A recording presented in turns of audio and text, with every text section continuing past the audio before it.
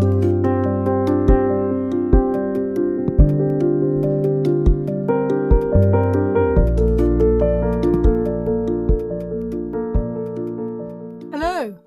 and welcome to episode 20 of Poetry Worth Hearing, hosted by me, Kathleen McPhillamy, and with music by Alex Heen. Just saying that makes me feel quite proud, and if you go to previous episodes, you will discover what a range of poetic voices the podcast has put on air. This month's focus, with the coming of the new year, has been on the idea of now. Our featured poet is Richard Price, whose work is very much of the now. Other poets include Jane Byrne, Tony Curtis, Helen Overell, Diana Bell, Richard Lister, Lynne Wycherley, Trish Broomfield, Steve Xerri and Dinah Livingstone. To find more details about the poets and their publications, as well as texts of unpublished poems, go to poetryworthhearing.biz.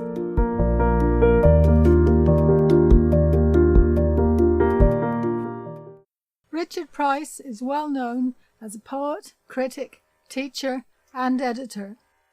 His collections have won many awards, and his latest, Late Gifts, from which he reads some poems here, should do equally well. Richard describes his poetry as lyric poetry which tries to look closely at the usual themes nested in the poetry of family and relationship, while exposing larger social and structural patterns beneath and beyond the intimate. You'll hear these themes reflected here in his poems and his comments on poetry and his poetic influences. Thank you, Kathleen. Well, I suppose that the place where I first encountered poetry is the place that still means so much to me, and that is in music. So my household was full of songs from the radio and on the record player, and there were layers of recent time in that. So although I was born in 1966, I still got a lot of 1960s lyricism in the 70s and 80s. The household was like that. So people like Simon and Garfunkel, the Beatles, Leonard Cohen. In the 1980s, especially Grace Slick and Jefferson Airplane from the 60s and early 70s, they were really, really, really important to me as poets. The lyricism of Sam Cooke, of the records that Otis Redding was making, all too briefly, were really, really important. And later, when I began to study literature, the ballads and the Scottish poems and songs were really important. And I haven't really forgotten that. There are layers built on top of that in my poetry education, but really that's where I'm coming from, and that's where I'm going to. I really believe in that lyricism, a stylized use of the spoken voice, sometimes a musical voice. So that's where I'm coming from. What would be classic poems of that kind? It would be Tracy Chapman's Fast Car. I'm not going to read that. You can find that anywhere you like. But think about the way that time is dealt with in that poem. I regard it as a poem. The way time changes, 20, 30, 40 years changes within the space of 3 minutes. The way ambitions, the way that the city suburbs are played out through that absolutely beautiful miniature of a poem. It's peerless. So songs like that really, really affect me, and I come from that tradition, but not that tradition alone. When I was more official poetry conscious, it was really a case of being flooded by Faber. Faber's distributive power is massive. It still is. And really, that was a fine selection of poets. You can't do much better than Sylvia Plath. But it was a selection. It was a selection. And finding more than Faber has been a journey. So I suppose the first real kind of zap, the lightning bolt, wasn't any of those poets who I had absorbed already. It was Guillaume Apollinaire. And I came across his work in a biography in a secondhand bookshop in Brighton, a biography by Frederick Stiegmuller. And the joy of that biography was that it wasn't just about his life. In some ways, it's a bit of a tedious writing of a very interesting life. It's not a great biography in one sense, but the really great thing about the biography was that he included translations of the work. And that just seemed to be so fresh. Absolutely incredible work and there was nothing like that. Not in Scotland, England, or Ireland, absolutely nothing. And so I became really interested in that. And with my schoolboy French and a fleet of dictionaries, began to try to translate or do versions. So I'm going to read one of my versions to try and get a sense of that strangeness, the strangeness of it, and the confidence of doing that. This is a translation of Les Colchiques, which I guess is autumn crocuses or saffrons, it's sometimes translated as. The ground's poisoned, but pretty in autumn. The grazing cattle slowly poison themselves. The crocuses, tired shadow colour and lilac, flourish your eyes. I like that flower. They're that purply, like their circle, like that autumn, and my life for your eyes slowly sips poison. The school kids exit with shenanigans, dressed as hiccups and playing the mouth organ. They pluck the flowers like their mothers, daughters of their daughters, and the colours of your eyes. Lids flutter as flowers flutter in the insane gust. The drover sings so soft. The slow moving, lowing cattle have lost forever the huge field, bad flowered by autumn. I think that's a pretty good cross-section of Apollinaire's work. So you see an immense laden melancholy in his work, but also a kind of ecstatic excitement in very unexpected places. So although the general tone of that is love's doomed, the world's doomed, it's an environmental disaster, the old ways are going, totally true to Apollinaire. There's that excitement to do with children, to do with wordplay. It doesn't scan completely properly. He's mixed up all kinds of line endings. Although of course you can't see this, the punctuation is completely lost. So it's on the reader to put emphases here and there much more than is usual. So you're already grappling, you're active, you're wrestling with Apollinaire. You're not sitting back and just receiving. And I do think a lot of poetry that we're used to is, here's a lesson we're going to have to take, and we'll listen.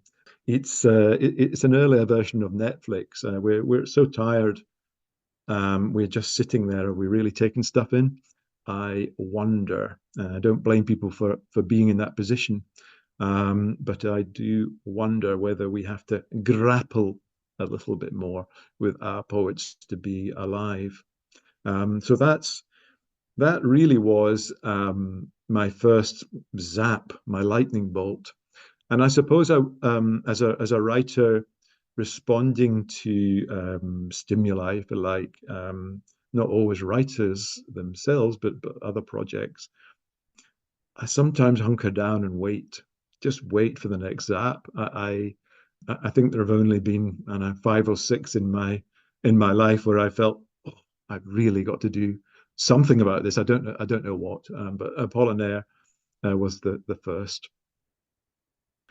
I think within the Scottish tradition, there would be Hugh MacDiarmid's "A Drunk Man Looks at a Thistle," which I would say I imbibed. It's just a phenomenal poem. It is a hallucinatory poem, very funny, very satirical, very, very beautiful poem. So I think that would be another one. And other Scottish tradition poets that I think much of it would be people like Norman Mackay, W.S. Graham. Edwin Morgan was a big influence on me.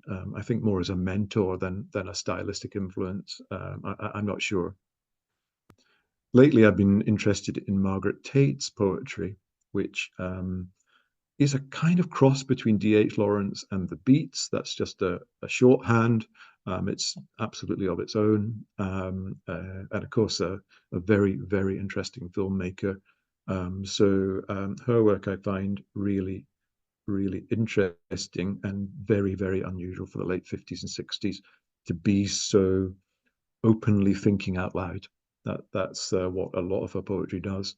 It's very relaxed in a way which is, in a way, completely against the Scottish and the English tradition. It's what Lawrence was fighting against as well. So I love her work. So what else?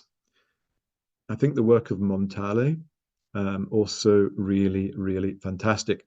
And so he also is a little bit difficult to pin down. So you've got these very austere early poems, which feel like you're walking in the marsh areas of Liguria with him.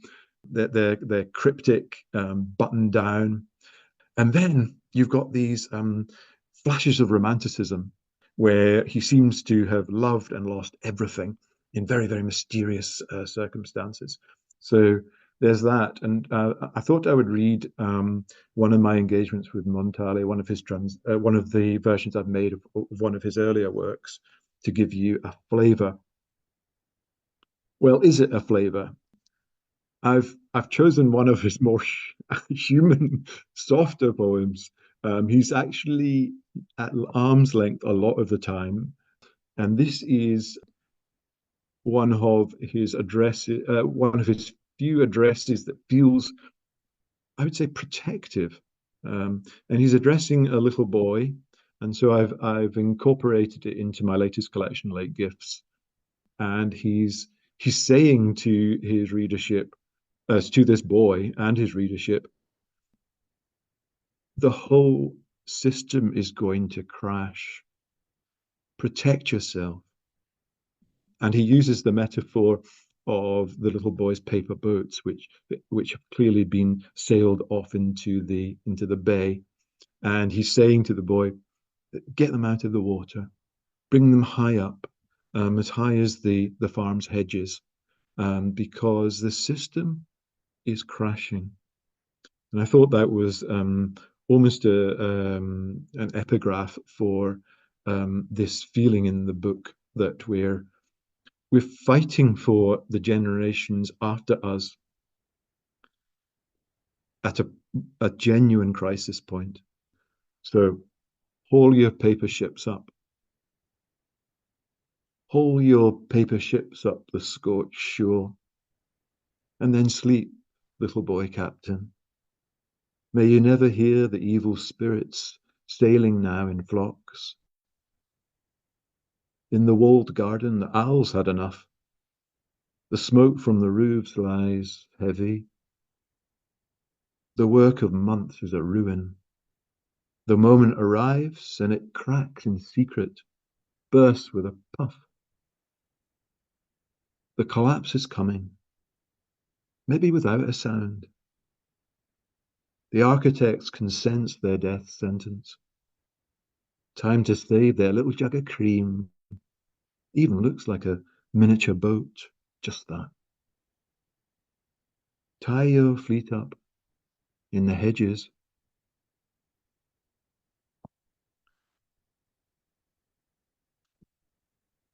So I thought I would read some poems of my own, and just to finish this short reading.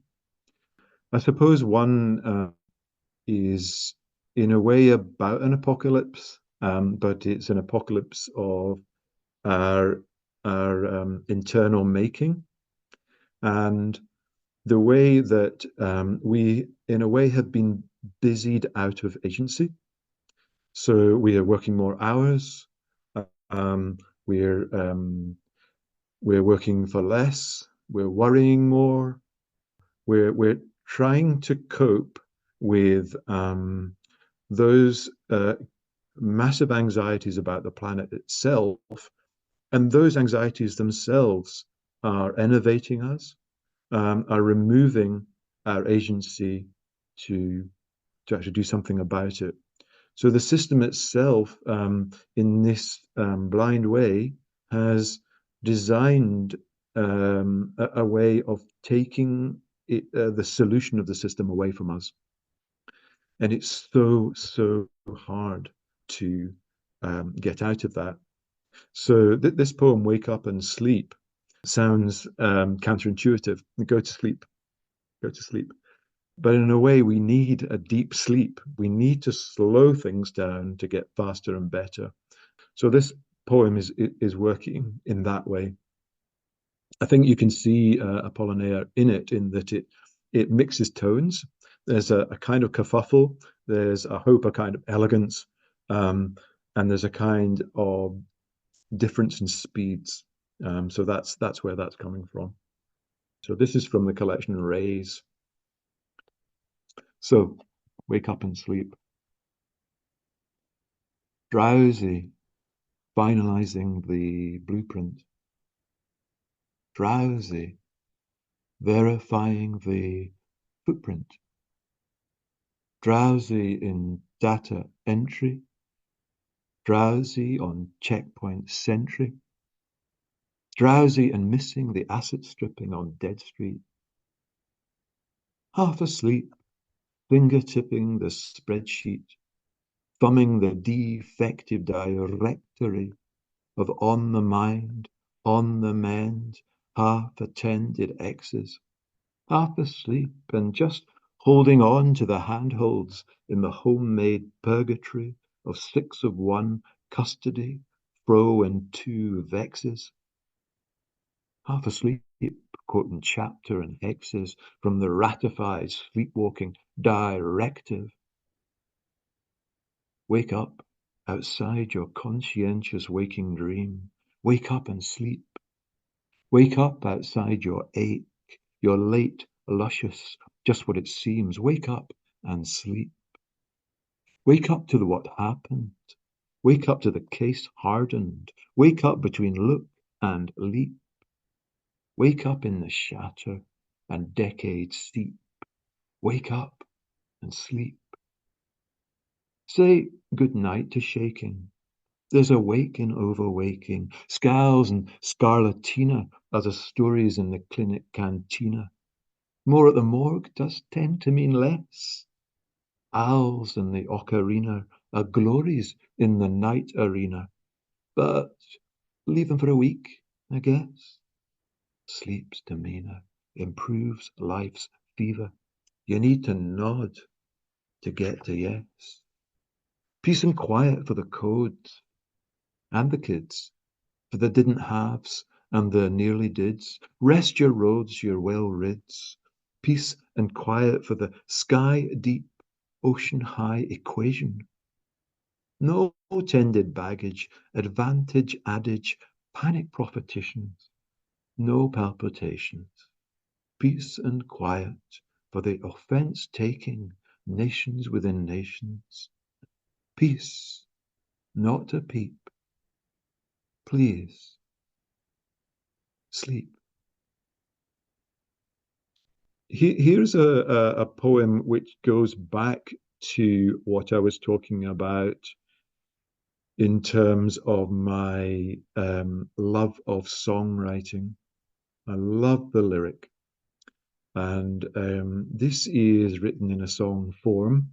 You always hope when you commit it to the page that it's going to be a page poem as well. Oh, that anxiety bites fingers.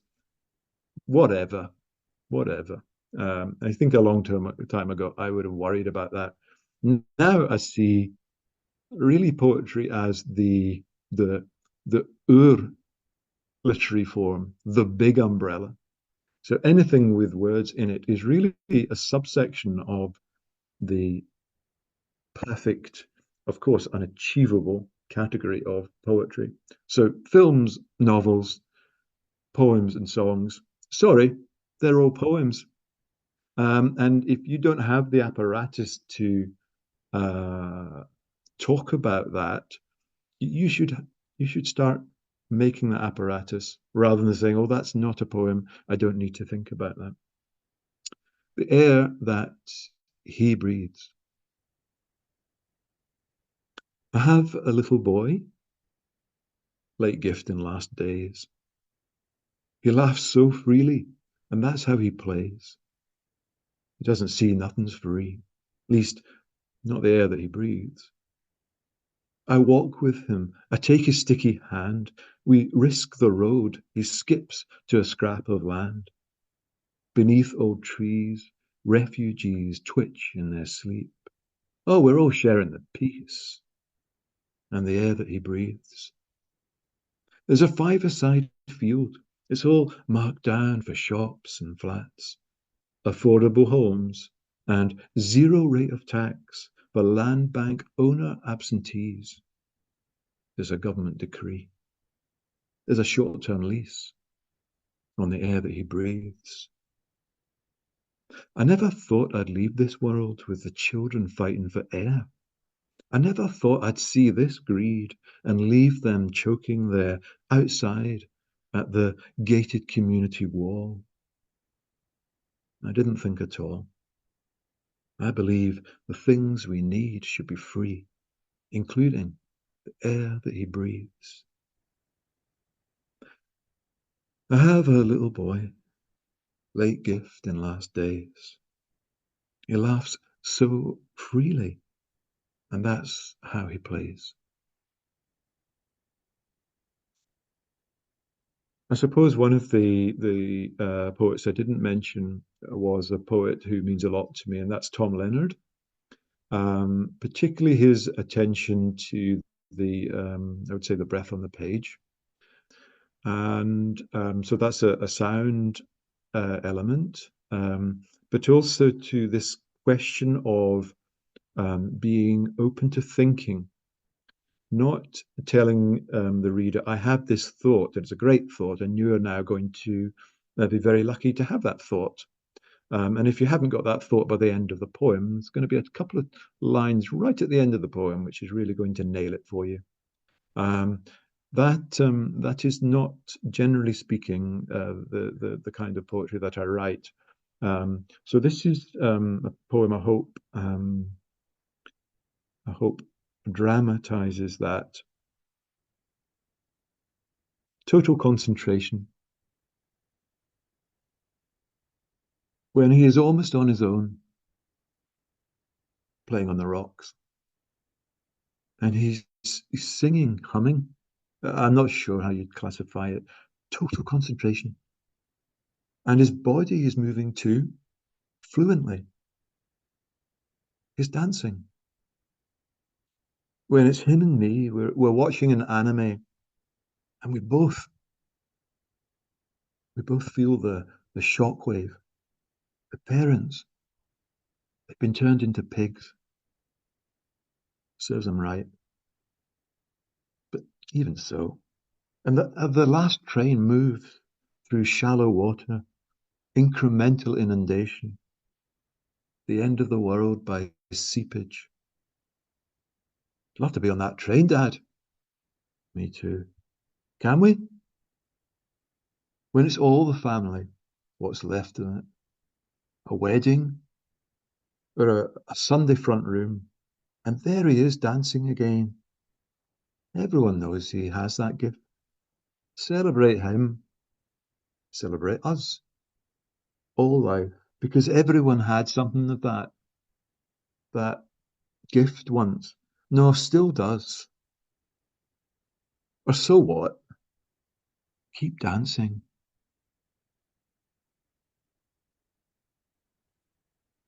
And maybe I'll finish with a poem. And what is that poem? It will be a short poem. Don't worry, it's just a page long. And it's called, it does have a name.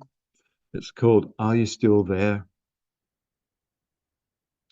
And it incorporates a little bit of singing. So cringe protocol should now be applied. Your toes should be ready to curl. And you can clutch your hands with your fingers so your nails begin to dig into your palms.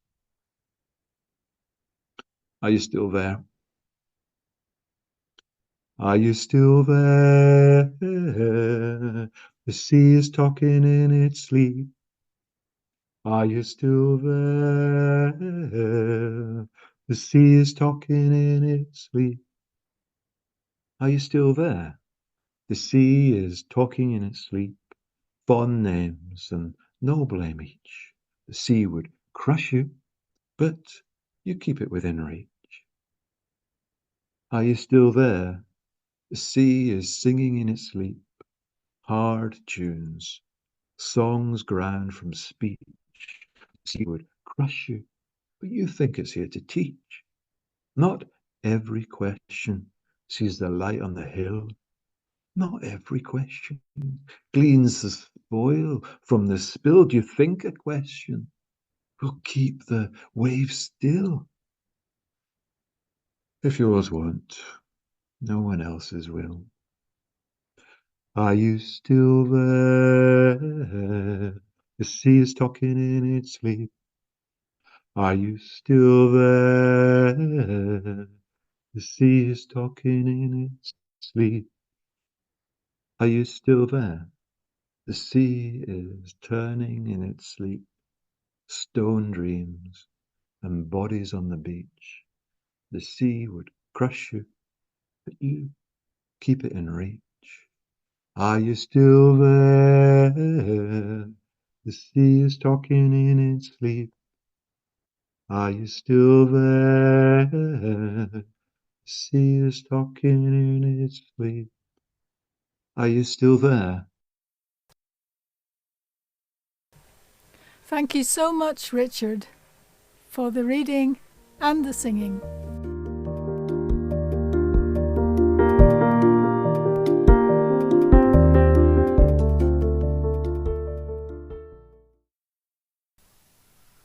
Next, another wonderful poet, Jane Byrne. I saw this poem on Facebook. Apparently it was originally published online by the Blue Nib. As it seems very pertinent to this month's theme, I asked her to record it.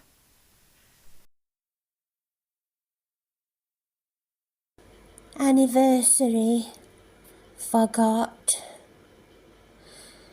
I remember when he still cycled, had carved calves, brown thighs under those shorts. I never got used to such a clearly described scrotum. We have drooped. I remember when he and I were 2 stone lighter. Age has beckoned our bits down. You used to look so carefree. We have said what we wish we had not. Life, it chips away at you. You find yourself changed. Him and me, you couldn't have slid a feather between us, close as a bird's breast hiding an egg. We were. We have both been cruel, yet sometimes there is tenderness still. We are suspicious of everything.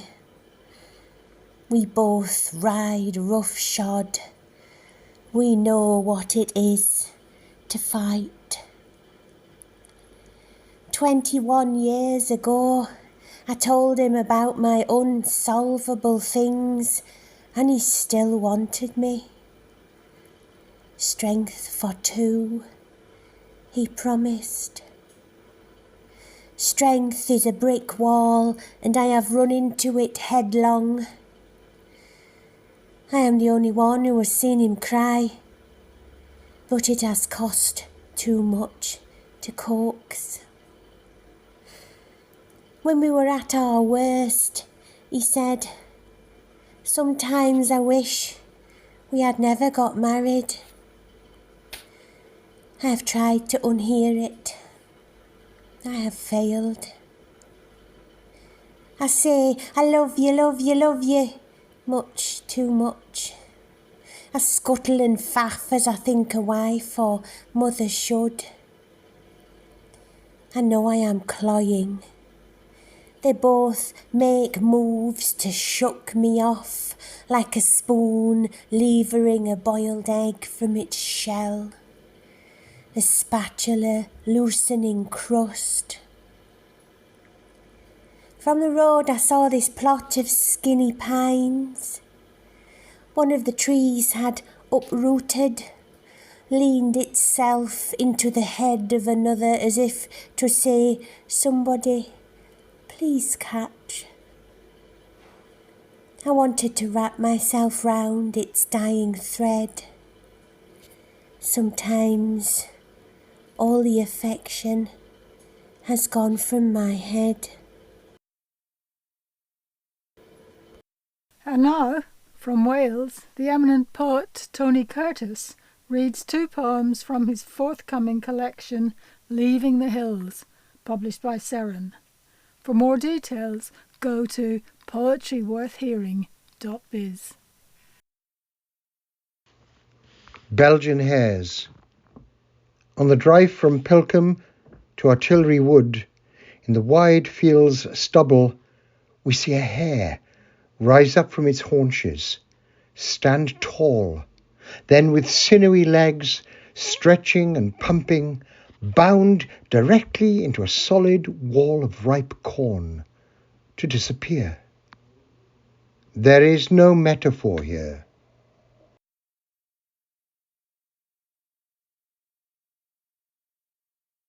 That July at Charleston.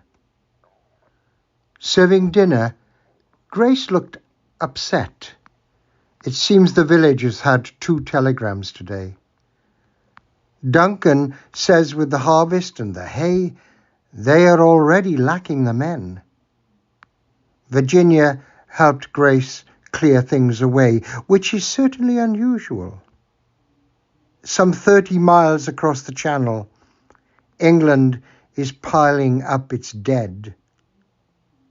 Had we not heard the big guns carried on an east wind? At breakfast, the teaspoons had rattled again on our saucers, Vanessa said. Helen Overell is our next poet, with 2 poems reflecting on time and now.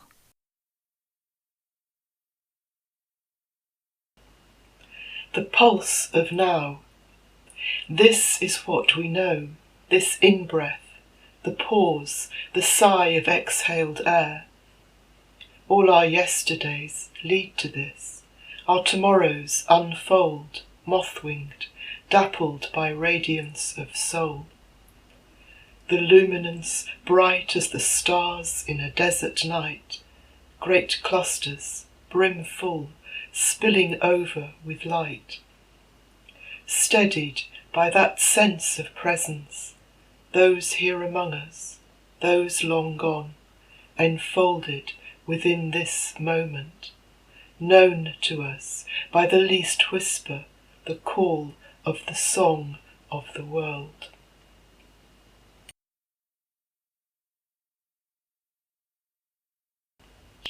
Take a breath. Take a breath, a moment. Let the busy world still. Consider the slow silver glide of the snail. Footbound, eyes on tapered tentacles, the dip and sway of spiral shell that sets rock fast at shadow strike, sight enfolded, head, tail withdrawn into silence.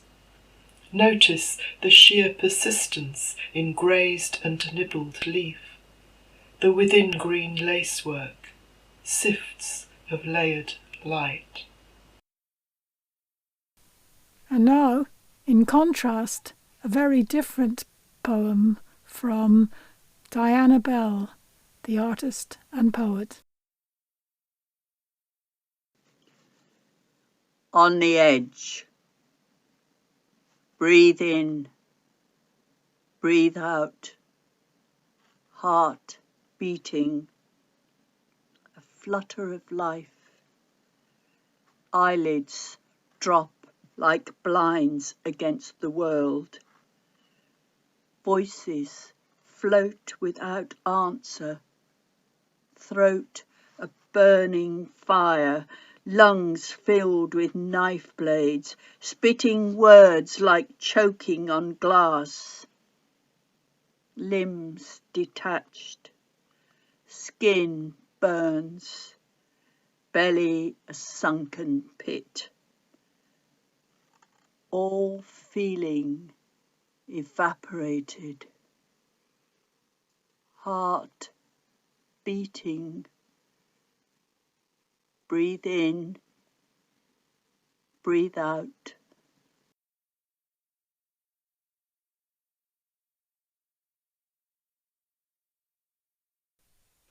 Next, a welcome return by Richard Lister. My first poem talks about how now is rooted in layers of then. Give me a child. Nadia, chipped front tooth, crouches as close as she dares to a sputtering gas burner. Her left leg trembles. Where's Dad? Distant voice of a Russian shell. Rewind to Putin, alone on stage in the cream polo neck jumper of a talk show host. 200,000 Russians waving red, blue and white. Some bust in, some true. Further back, Agent Victor sips a slick of raw quail's egg from a mug. FC Spartak Moscow tries not to gag, pauses 10 beats for poison. No spasm, so sends a glass flute upstairs to the president. Yeltsin, cream-moulded hair, pours his smile over an apparatchik, a neat man at the margin of the hall, blue cardboard folder under his arm to carry his notes. Stop. Breeze block room, sputtering gas burner, add a tin sink crammed in, its surface so cold Putin's boyish hand sticks. Rats that terrify the dogs.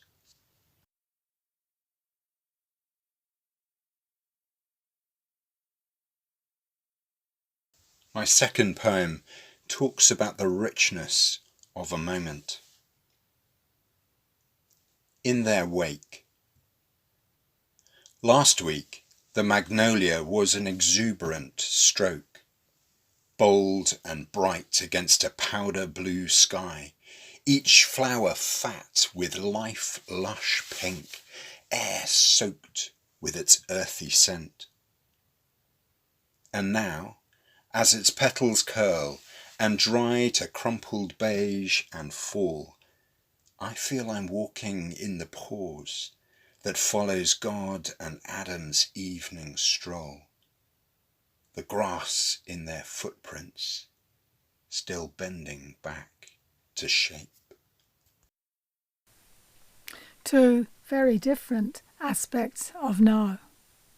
Next, Lynne Wycherley gives us an extraterrestrial now and a very different look at now and then.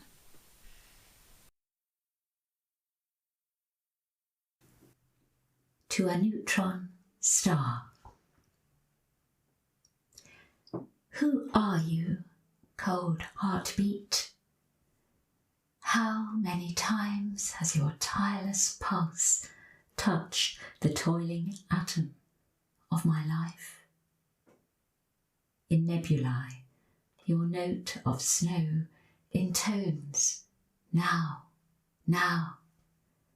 Ice moots in Vela, the crab. After the explosion, only you remained, a small bright face suspended. Angel child in a ravaged field. Gas clouds flung round you, lit dust, scarlet and lime, a plerion and all the hair-lipped outrush of its bloom. You flick a feather through our sight lines, the J-blue O of our world, through desert arrays, our upturned eyes staring from a susurrus of sand, to catch the sleet of your lonely note. Forever, now, now.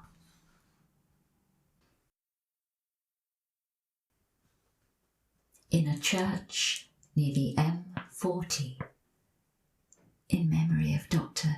J.R.L. Highfield. Ironstone, you read its glow, warm bergamot, the now of then, how light suspends, Warden Gilbert gazing from stained glass. Beyond, the road is restless, carbon screed. It cries, it bays, time's furore, time swept away.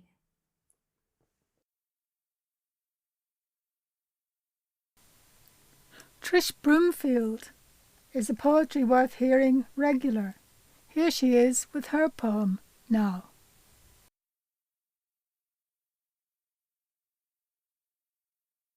Now. Now I would ignore the time I thought I did not have. I would say, yes, let's go. Push my way through people, grab the last window seat. I would graciously allow you to pay for coffee, say yes to cake. I would be empathetic and listen instead of talking. I would treasure every moment of our time together, not regret that when I could, I did not say yes. Steve Cherry describes his poem as a lost now that didn't happen.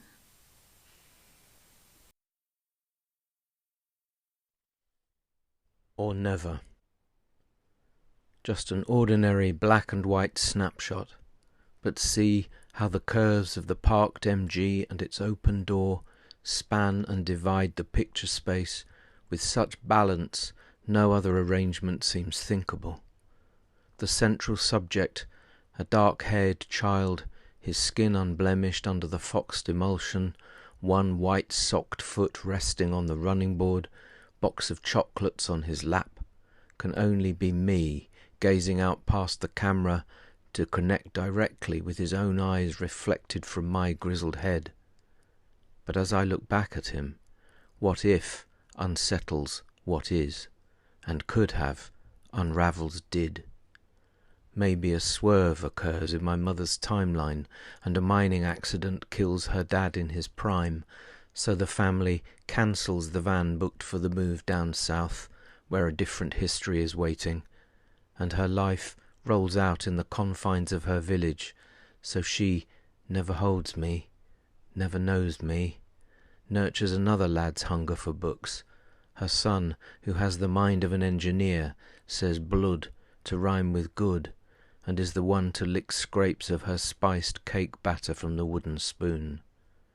or other circumstances veer, and a young evacuee's ship reroutes to avoid U-boats in the Atlantic, and my father's people land somewhere not England, so he never knows me, never holds me, vanishes from the story, taking with him his colour sense, his gift of word-play, and it's not me copying his jazz hands on the dance floor, but his athletic son, destined to make his name as a doctor.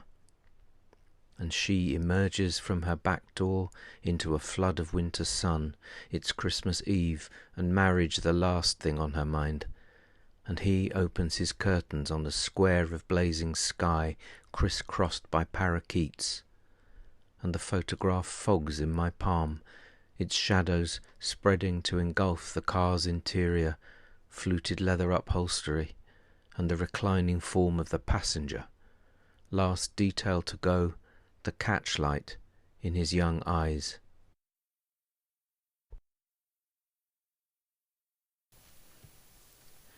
And finally, Dinah Livingstone, with 2 poems which are just right to welcome the new year.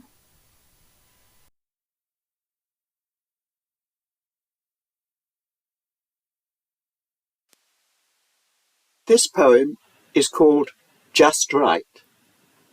I live on Earth in the Goldilocks zone, not too cold, not too hot, but just right. I've got a Goldilocks bed with a mattress neither too hard nor too soft, but just right. I wish but don't always manage to live my day in the Goldilocks way, not idle, not overwhelmed, but just right. And if I invite someone to supper, make them a pie with a gratin topping, its browning should be not too pale, not too burnt, but just right. It's not always that easy. In some encounters, it's hard not to say too much or too little, too many words or too few, to get it just right. The same goes for words in a poem. Stop.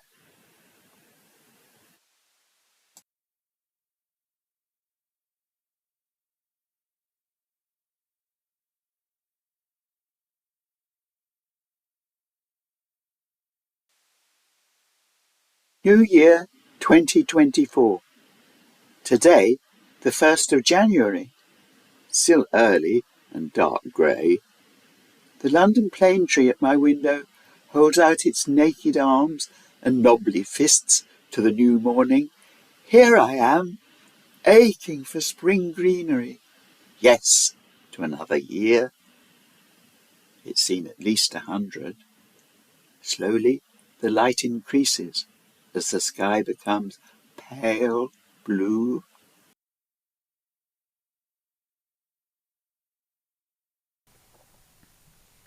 So that's the end of the 20th episode of Poetry Worth Hearing.